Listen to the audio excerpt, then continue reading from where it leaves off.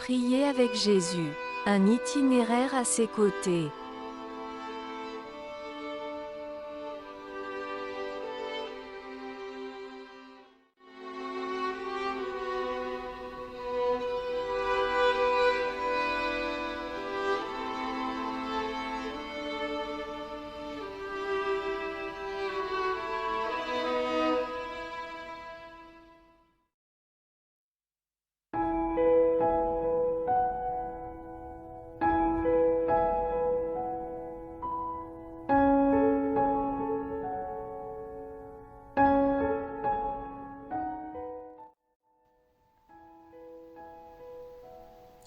Bonjour à tous.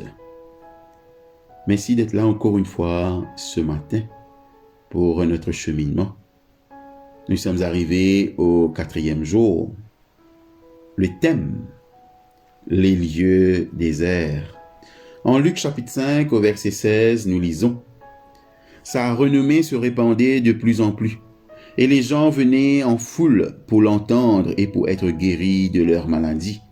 Et lui, il se retirait dans les déserts et priait.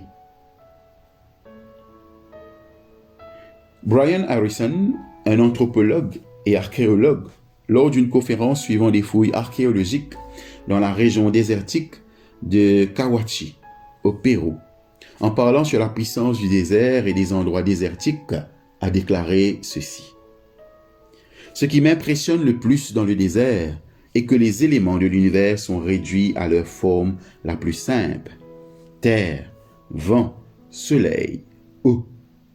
Et chaque élément est lui-même simple, entier et complet. Que m'ont-ils appris sur ma quête de sens? Que puis-je saisir de cet endroit? 2 citations philosophiques, l'une de Thoreau et l'autre de Socrate. Simplifie, simplifie. Voilà ce qui s'y trouve. Tout est simple: sable, vent, soleil, eau. Une existence dépouillée. J'atteste que tout est érodé, même les œufs. Une vie qui n'est pas examinée ne vaut pas la peine d'être vécue. C'est également là, dans le désir de comprendre le pourquoi et le comment de la vie, il y a 20 siècles, que je me situe dans le même contexte.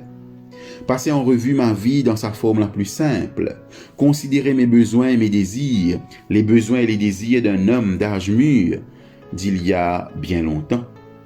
Chaque fois que je viens à Cahuachi, j'apprends moins de choses sur les anciennes populations de ce pays que sur moi-même.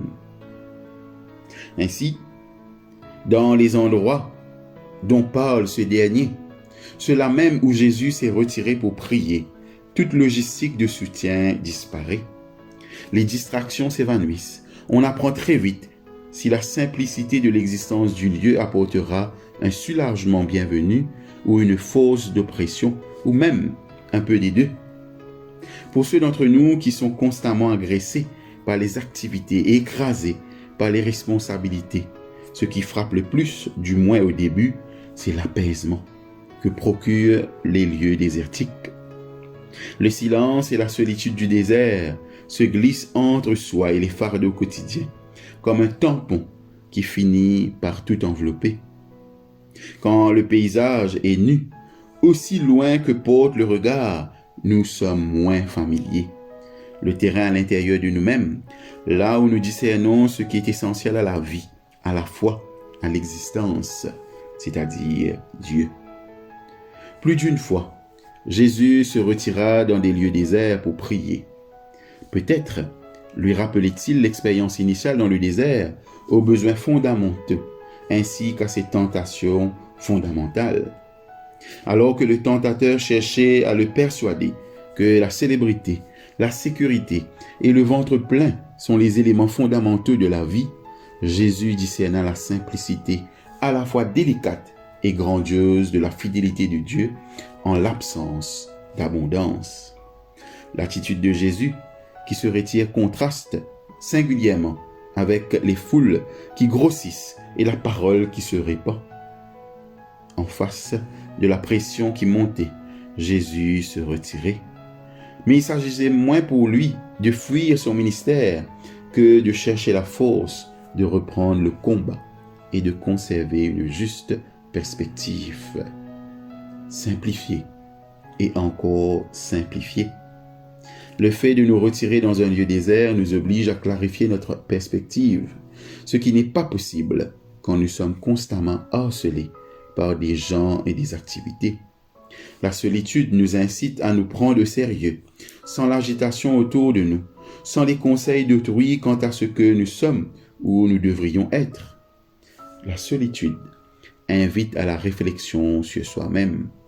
Les lieux déserts constituent des endroits propices où nous sommes avec nous-mêmes, où nous sommes tout simplement grâce à celui qui façonne la vie en se servant seulement de la terre, du vent, du soleil et de l'eau. Point n'est besoin d'aller sur les côtes péruviennes ou dans les déserts de Judée pour découvrir un tel endroit. Il suffit d'être disposé à rejeter les distractions, même les choses de grande importance, pour un temps mis à part. La nature qui sert de lieu désert où l'on se réfugie peut devenir un moyen de découvrir et de saisir ce qui est fondamental à la vie et à la foi. En recherchant des lieux déserts pour y prier, Jésus nous encourage à nous y rendre et à y prier. Associons le lieu désert au contenu de la prière que nous allons y exprimer. Prions, non pour trouver des réponses magnifiques aux questions énigmatiques qui préoccupent l'humanité depuis des siècles, mais pour accepter la vie toute simple et agir en conséquence. Prions pour saisir ce qui est essentiel à la vie et ce qui n'est qu'accessoire, afin de ne pas confondre les besoins et les désirs. Prions avec une intense ardeur qui va jusqu'au cœur de ce que Dieu cherche vraiment et qu'il offre si généreusement pour la vie. Jésus se retirait dans les lieux déserts et priait. Dans ces endroits-là, la vie se résume à sa simplicité essentielle et l'environnement dépouillé incite à méditer sur notre propre place dans le cosmos. En dehors du murmure de l'esprit avec l'esprit, rien ne vient distraire le dialogue, le parler et l'écoute. Ces refuges révèlent peut-être moins sur eux et davantage sur nous et sur Dieu qui vient à notre rencontre dans les lieux déserts. Prions. Dieu de la terre et du vent, du soleil et de l'eau, tu façonnes la vie de la manière la plus simple, avec les éléments les plus simples. Apprends-moi à écouter les signes de la vie dans les lieux les plus élémentaires, par Jésus le Christ, notre Seigneur. Amen.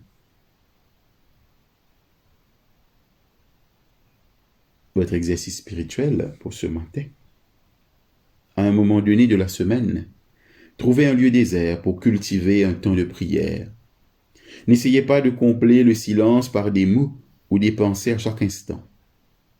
Pratiquez une forme de prière qui consiste autant à écouter et à observer qu'à parler et à penser.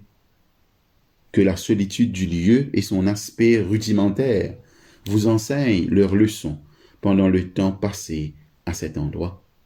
Et si possible, planifiez un temps régulier de prière dans ce lieu ou dans d'autres semblables.